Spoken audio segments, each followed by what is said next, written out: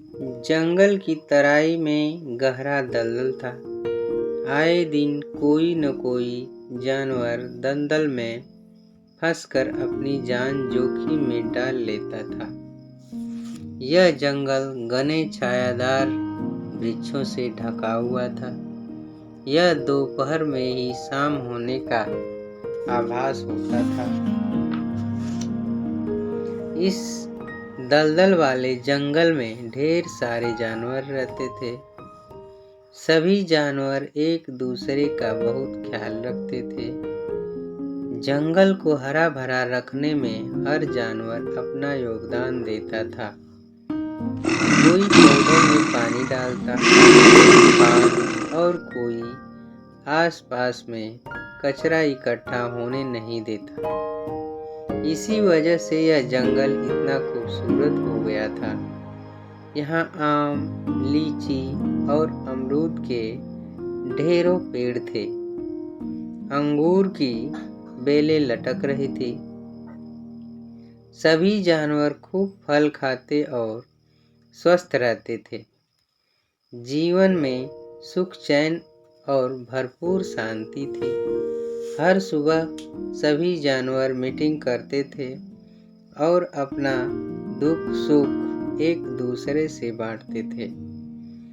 आज की मीटिंग का विषय था व्यायाम और सुबह की सैर। हिरण दौड़ता हुआ आया और उसने सभी जानवरों को एक नेक सलाह दी। टहलना सबसे सरल व्यायाम है। अन्य व्यायामों के लिए मार्गदर्शन की जरूरत होती है, मगर टहलने में तो ऐसा कुछ भी नहीं है। निरोगी और स्वस्थ जीवन के लिए हर एक जीव को प्रकृति के करीब आना चाहिए। इसके लिए उपयुक्त उपाय हैं। सुबह की सैर। स्वस्थ शरीर में ही स्वस्थ मन का वास होता है। सभी यह मीटिंग चल रही थी कि तभी लाल चोंच वाली प्यारी सी लाल मुनिया चिड़िया वहां घबराई हुई आई। इस चिड़िया का काम था इधर उधर की खबर लाना। तभी तो सब जानवर प्यार से इस नटखट चिड़िया को पोस्टमैन कहा करते थे। पोस्टमैन कोई बहुत बड़ा रुतबा होता है। यह सोचकर वह खूब इतराती थी। अपने खूबसूरत नाजुक नीले नीले पंख फैलाए वह कभी इस डाल तो कभी उस डाल पर खुदकती रहती थी। सब हंसते। लाल मुनिया कभी चोटी पर होती तो कभी पाताल में।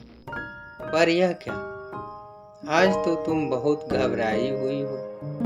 चिड़िया रानी डर से पत्ते की तरफ कांप रही हो। बोलो, क्या परेशानी है? कहकर दीपू सियार लाल मुनिया को तसल्ली देने लगा। लाल मुनिया बोली, तुम सब मीटिंग में इतने व्यस्त हो कि तुमने जमीन पर शेर के पंजों के निशान भी नहीं देखे। उसकी गरजती हुई दहाड़ भी नहीं सुनी। यह क्या कह रही हो लाल मुनिया? शेर और इस जंगल में? हम सब तो यहाँ बड़े मजे से रह रहे हैं। हम सभी एक दूसरे का बड़ा ख्याल रखते हैं। अब तो लगता है साक्षात मृत्यु सामने खड़ी है। चलो दिखाओ उसके पंजे के निशान। मेरा तो दिल बहुत घबरा रहा है। ब्लैकी भालू बोला। आओ चलो, कहकर वह उड़ती हुई एक पहाड़ी पर जा बैठी। यह पहाड़ी भूरी लाल मिट्टी की बनी हुई थी। रात को तेज बारिश आने के कारण वहां पर नमी आ गई थी, जिसकी वजह से शेर के पंजों के निशान साफ नजर आ रहे थे। सभी जानवर इन निशानों को देखते ही भयभीत हो गए। भूखे प्यासे बैठे बैठे उन्हें काफी वक्त हो गया। धीरे धीरे सांझ का सन्नाटा पसरने लगा। तभी सन्नाटे को चीरती हुई शेर की भयानक गर्जना सुनाई दी। जंगल में से यह बात आग की तरह सारे जंगल में फैल गई। अगले दिन सभी जानवरों ने एक मीटिंग बुलाई, जिसमें सभी से यह सुझाव मांगा गया कि शेर से कैसे सबकी रक्षा की जाए।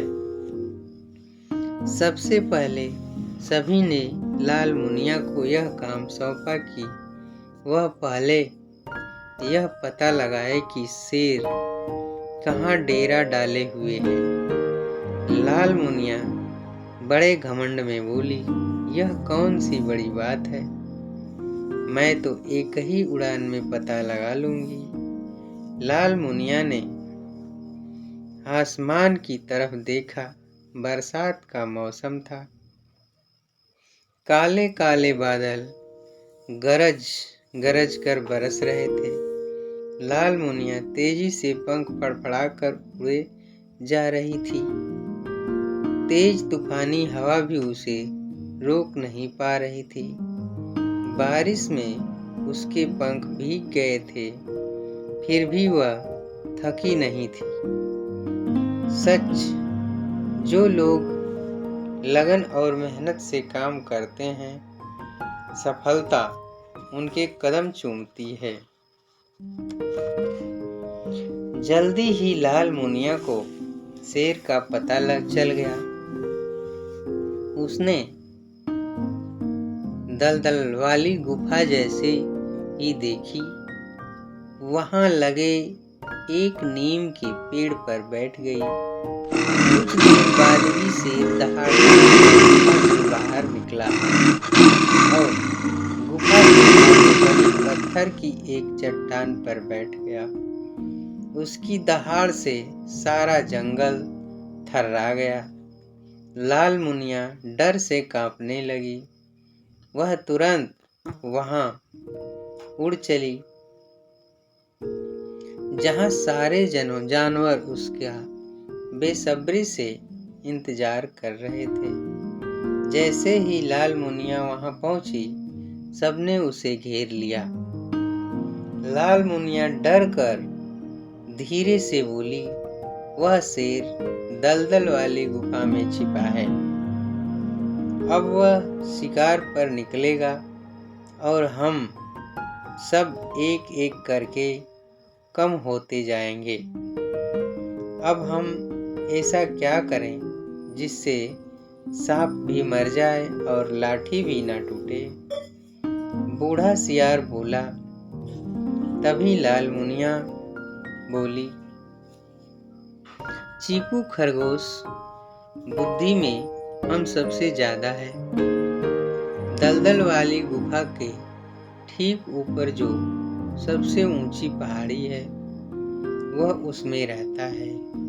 उसकी खोह तक पहुंचने का रास्ता बहुत कठिन है। चीकू पर मुझे पूरा भरोसा है। वह हमें कोई न कोई ऐसी तरकीब जरूर बताएगा जिससे हम शेर से अपनी रक्षा कर सकें। हाँ, यह बात बिल्कुल ठीक है। चीकू को पढ़ने का भी शौक बहुत है। वह अक्सर हम सभी जानवरों को इकट्ठा करके कहानियां या चुटकुले सुनाता है। वह सचमुच बहुत ज्ञानी है। गधा बोला। तभी हाथी बोला, अभी तो रात गहरा गई है, चारों ओर सन्नाटा है। कल हम सब चीकू की खोह पर चलेंगे। आप बस इसी बरगद के पेड़ के नीचे इकट्ठे हो जाना। सुबह सुबह सभी जानवर बरगद के पेड़ के नीचे इकट्ठे हो गए। मौत के भय से रात भर कोई सोया भी नहीं था। लाल मुनिया बोली, मुझे एक शॉर्टकट रास्ता भी पता है। मैं उड़ती जाऊंगी, आप सब मेरे पीछे पीछे लाइन बनाकर आना। सभी जानवर ठीक है कहकर लाल मुनिया के पीछे चलने लगे। खरगोश की खोह तक पहुंचने में सभी जानवरों को काफी मुश्किलें आई। ऊंची खड़ी पहाड़ी की चढ़ाई, ऊपर से भूख प्यास, इतने जानवरों को एक साथ देखकर खरगोश हैरत में पड़ गया। सभी एक स्वर में बोले, चीकू भैया, तुम सबसे ज्यादा पढ़े लिखे हो, हमेशा किताबें पढ़ते रहते हो, तुम्हें हमारी मदद करनी होगी। मैं तो बहुत छोटा अदना सा जानवर हूँ, भला मैं आप सबकी क्या मदद कर सकता हूँ। चीकू नरमी से बोला, छोटे हो तो क्या, बुद्धि में भला कोई तुमसे जीत सकता है। तुम्हारे परदादा तो न जाने कितनी कहानियां और फिल्में बनी हैं, जिन्होंने अपनी बुद्धिमानी से एक बब्बर शेर को उसी की परछाई दिखाकर कुएं में धकेला था। भालू बोला। यह सुनकर चीकू जोश में आ गया और बोला, मुझे 2 दिन का समय दो, मैं कुछ न कुछ तरकीब जरूर निकालूंगा। सभी जानवर खुश हो गए। उन्हें अब जीने की उम्मीद नजर आने लगी। उनके चेहरे पर जो भय और निराशा के भाव थे वे लुप्त हो गए। खरगोश ने ढेर सारे फल मेहमानों को खिलाया और पहाड़ी के पीछे बह रहे झरने का ठंडा मीठा जल सबको पिलाया। अब वे तन मन दोनों से खुश नजर आ रहे थे। उनकी थकान छूमंतर हो गई थी। इन 2 दिनों के बीच चीकू बस किताबें पढ़ता रहा। न वह खाता था न सोता था। वह सब अपने साथियों की हर हाल में मदद करना चाहता था। एक पेड़ का सहारा लगाए वह एक किताब पढ़ रहा था। तभी उसने पढ़ा, क्रोध जीव को जलाकर राख कर देता है। पढ़ते ही चीकू के दिमाग में बिजली कौंधी और वह बोला, अब देखो मैं क्या करता हूँ। चीकू धीमे धीमे चलता हुआ और भी ऊंची पहाड़ी पर पहुंच गया। उसने नीचे झांका तो देखा, दलदल वाली गुफा में एक शेर टहल रहा है। चीकू अंदर ही अंदर कांप गया, फिर भी हिम्मत करके बोला, अबे चूहे, क्या कर रहा है। शेर दहाड़ा, यह कौन बकवास कर रहा है। किसकी मौत आ गई है जो जंगल के राजा से झगड़ा मोल ले रहा है। चीकू बोला, जंगल का राजा और तुम। अबे देख रहा है मैं अपना बदन सूख कर कांटा हो रहा है। मरियल कहीं का। शेर दहाड़ा, कौन है आज इतनी हिम्मत हो गई है। चीकू बोला, ये तेरा दादा बोल रहा है। अब शेर गुस्से से पागल हो गया। चीकू यही चाहता था शेर दहाड़ कर बोला, अभी ऊपर आकर तेरी हड्डियों का चूरमा बनाता हूँ। चीकू बोला, अबे हड्डी के ढांचे, तुझमें दम भी है जो ऊपर पहाड़ी पर आकर मेरा मुकाबला कर सके? बबूला हो गया और दहाड़ता हुआ ऊपर पहुंचा।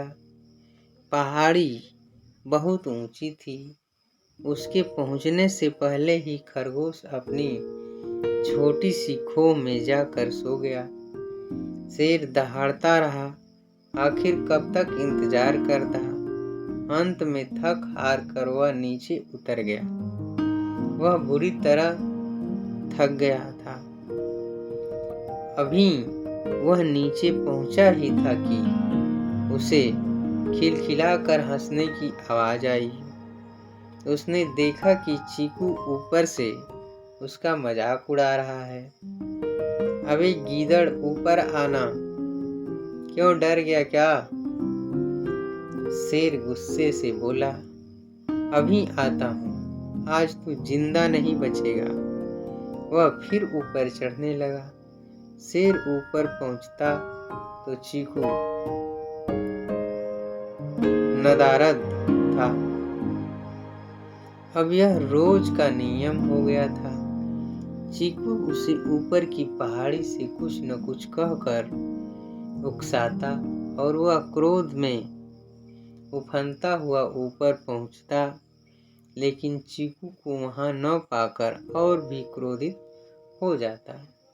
कई महीने तक यह क्रम चलता रहा। आखिर एक दिन क्रोध में जब वह पहाड़ी से उतर रहा था तो उसका पैर फिसल गया। वह लुढ़कता हुआ कई फीट नीचे एक चट्टान से टकरा कर गिर पड़ा और वहीं उसने दम तोड़ दिया। चीकू जब सोकर उठा तो देखा सभी जानवर फूल मंगाए लिए उसके स्वागत में खड़े थे। सभी जानवर बोले, चीकू, तुमने एक बार फिर साबित कर दिया कि तुम भी अपने दादा जी जैसे ही बुद्धिमान हो। वह देखो, दलदल वाली गुफा में चीकू ने ऊपर से झांका। शेर मरा पड़ा था, क्रोध उसे खा गया था। सारे जानवर जश्न मना रहे।